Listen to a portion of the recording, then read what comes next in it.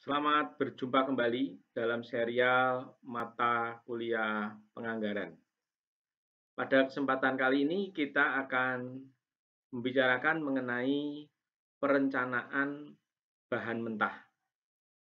Jadi kalau kita mau memproduksi sebuah barang, itu ada unsur bahan mentah atau bahan baku. Kemudian tenaga kerja, dan satu lagi adalah biaya overhead pabrik. Nah, dari tiga itu, kali ini kita akan bicara satu unsur dulu, yaitu merencanakan bahan mentah.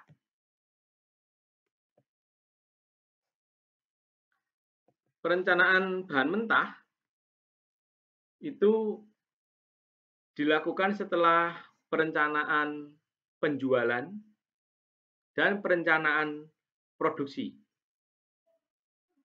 Jadi, direncanakan dulu berapa yang akan dijual.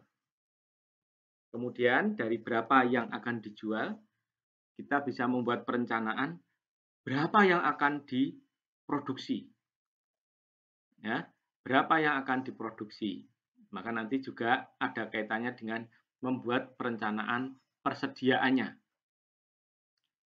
Nah, setelah kita tahu berapa yang akan kita produksi, maka dibuat lagi perencanaan berikutnya, yaitu merencanakan bahan mentah, merencanakan biaya tenaga kerja langsung, dan merencanakan biaya overhead pabrik.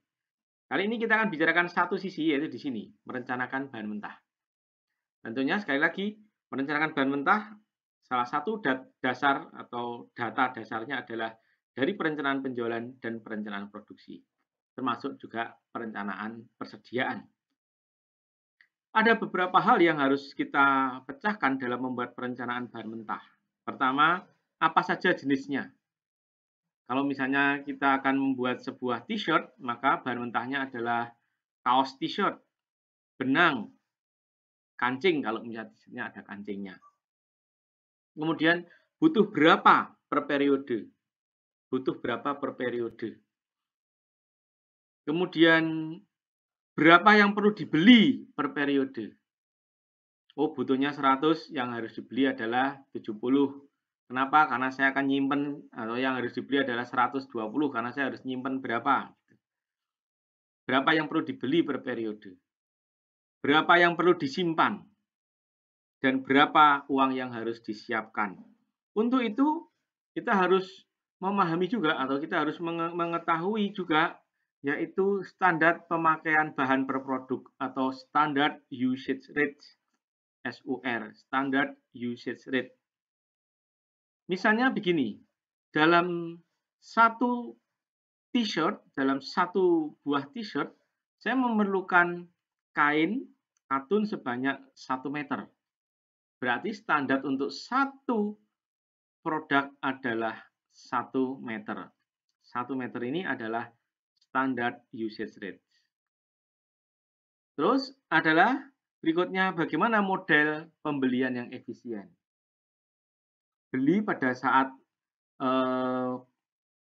persediaannya tinggal berapa. Sekali beli berapa jumlahnya. Terkait dengan kapasitas gudang, terkait dengan biaya simpan dan biaya pemesanan yang akan kita bicarakan, yang kita bicarakan di materi mengenai economic order quantity dan reorder point. Ya, jadi bahan baku merupakan bahan langsung yang membentuk produk jadi. Bisa direct material dan indirect material. Kalau indirect material itu nanti akan masuk di biaya overhead. Ini apa yang perlu direncanakan adalah berapa kebutuhan bahan baku. Ini disesuaikan dengan produksinya. Jadi kalau berapa kebutuhan bahan baku, Anda mengacu kepada perencanaan produksi. Berapa bahan baku yang harus dibeli? Ya, ini adalah jumlahnya. Jadi ini sesuai dengan kebutuhan. Kemudian berapa nilai per unit bahan baku. Dan kapan waktu pembeliannya. Terus berapa persen bahan baku yang diperlukan terkait dengan kapasitas gudang, biaya simpan. Ini semua rumit dan itu harus dibuat perencanaannya. Saya mulai dari yang paling mudah. Pertama adalah merencanakan kebutuhan bahan baku. Berapa yang saya butuhkan? untuk mencetak kaos selama 1 tahun atau selama 3 bulan itu. Maka yang harus Anda cari atau dan hitung adalah pertama, unit produksi. Anda mau membuat berapa unit selama 1 triwulan, selama 1 tahun? Oh, 1.000 unit, maka itulah unit produksi. Berapa jumlahnya itu bergantung dari perencanaan produksi. Jadi tidak lepas dari materi mengenai perencanaan produksi. Kemudian dikalikan dengan standar usage rate. 1 tahun saya akan merencananya memproduksi 1.000 kaos t-shirt. Sementara 1 t-shirt perlu 1 meter kain. Standar usage rate-nya adalah 1 meter. Maka saya butuh bahan sebanyak 1 meter kali 1.000. Jadi 10.000 meter. Itu kebutuhan bahan baku. Ya. Nah, ini kira-kira cara menghitung kebutuhan. Misalnya ini produknya adalah baju, rencana produksinya 100, ini juga 100. Standar usage rate-nya kalau baju saya perlu 1,5 meter. Sedangkan kalau rok saya perlu 2 meter. Ini harga ya, harga per meternya. Maka kebutuhan bahan bisa Anda cari 1,5. Jadi SUR kali rencana produksi. 150. Kalau rok 200. Dari mana? 100 kali 200. Terus berapa uang yang harus saya siapkan untuk membeli dalam 1 periode? Ya tinggal dikalikan saja. Kebutuhan kali harga. 150 kali 15.000 rupiah ini ya. Ketemunya ada di kolom paling kanan. Kalau rok perlu 5 juta, kalau kain baju perlu 2.250.000. Ini untuk membuat perencanaan dua ya, kebutuhan bahan yang diperlukan dan kebutuhan dana yang diperlukan. Sekarang perencanaan pembeliannya. Jadi kalau kebutuhannya segitu, maka saya harus beli berapa? Perencanaannya adalah dari sini, harga per unit. Harga per unit itu dari supplier ya. Tadi sudah ada harga per unitnya berapa? 15.000, ada 20.000 misalnya gitu ya. Terus unit yang dibeli. Ya, unit yang dibeli ini dari formula. Ya, ini ada formulanya ini. Unit yang dibeli ada formulanya. Anda harus paham formula ini. Seperti hanya ketika Anda memahami bagaimana formula untuk mencari unit yang diproduksi beberapa waktu yang lalu. Formulanya ini. Kebutuhan bahan baku kan sini agak mirip ya, sama. Kebutuhan bahan baku hasil dari perencanaan tadi ditambah dengan persediaan bahan baku akhir, ketemunya adalah jumlah kebutuhan total atau sementara.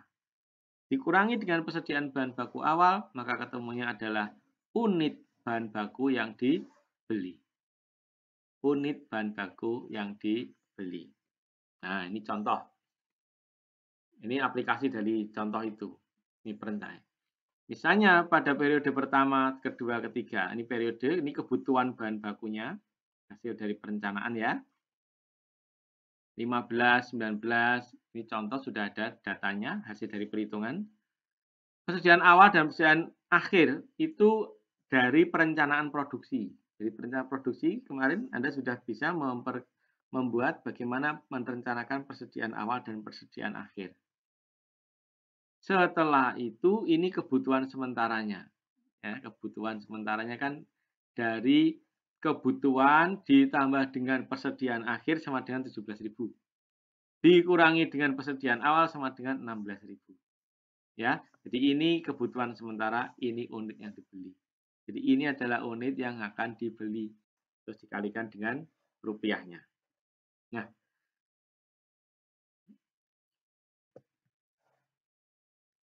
demikian sekilas bagaimana kita akan membuat perencanaan untuk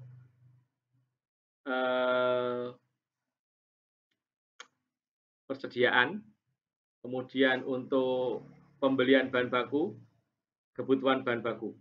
Ya. Nah, nanti bagaimana aplikasinya kita akan lihat dalam video berikutnya mengenai aplikasi perencanaan bahan mentah atau bahan baku. Selamat belajar.